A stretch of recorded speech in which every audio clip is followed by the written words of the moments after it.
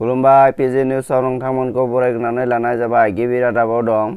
मंगलबार खालि चिरां पुलिसनि दैदेननायाव धालिगाव पुलिसनि असि आरो टिएसआइआ थाव सिखाव खालामनानै दैथायग्राखौ हमदों। पुलिसआ सिखाव सुलुंनि खौरां बायदियै नायबिजिरनानै सिखाव थाव लाबोनानै न'आव दोनथुमनायनिफ्राय हमनो हायो।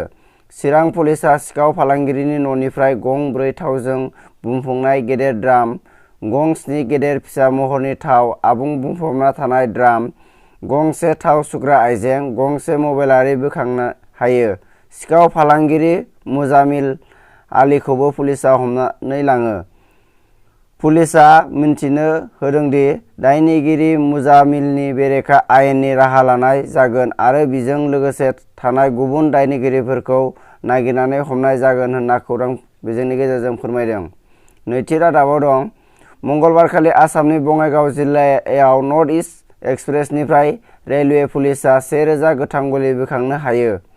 जिआरपिएफनि साब इन्सपेक्टर बिस्वजित राभा बिथाङा खौरांगिरिफोरनि सिगाङाव फोरमायनाय बादिब्ला, पुलिसआ बोखांनो हानाय गोथां गुलिफोरनि गेजेराव 500आ 8 mm आरो 500आ 3.2 mm राउन्डनि होननानै मिथिनाय जायो।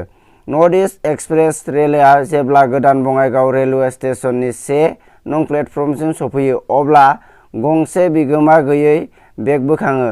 जिआरपिएफ मावथिआ बेगखौ नायबिजिरनानै बे 1000 गोथां गुलिफोरखौ बोखांनो हायो होननानै फोरमायो राभा बिथाङा। फोरमायनाय बादिब्ला, बेगआव थानाय डकुमेन्टनि बादिब्ला बे गुलिफोरखौ नागालेन्डनि डिमापुरनिफ्राय बिहारनि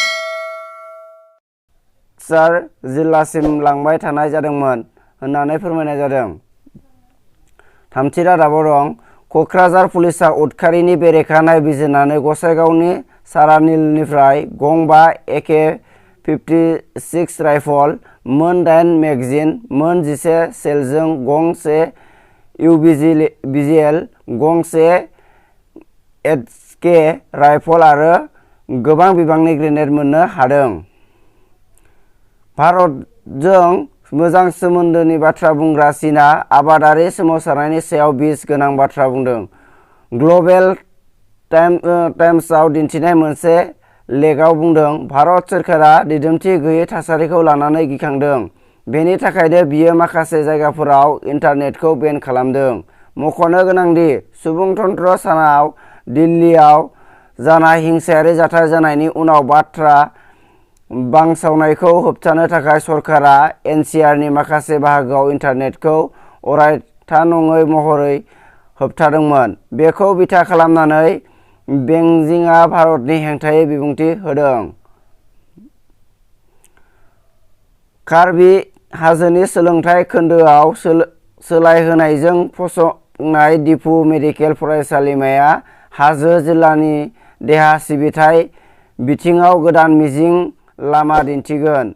गोबां सोमावसारनाय आरो जेंना जेंसिखौ सौसिबोनायनि गेजेरजों दिनै बे मेडिकेल कलेजआ मोगथां महराव जाफुंसारबाय होननानै खौरां बिजोंनि गेजेरजों फोरमायनाय जादों। गोजोन्थों। मोजां रादाब मोननो थाखाय पिजि निउस चेनेलखौ साबस्क्राइब, लाइक, कमेन्ट आरो शेयार खालामनो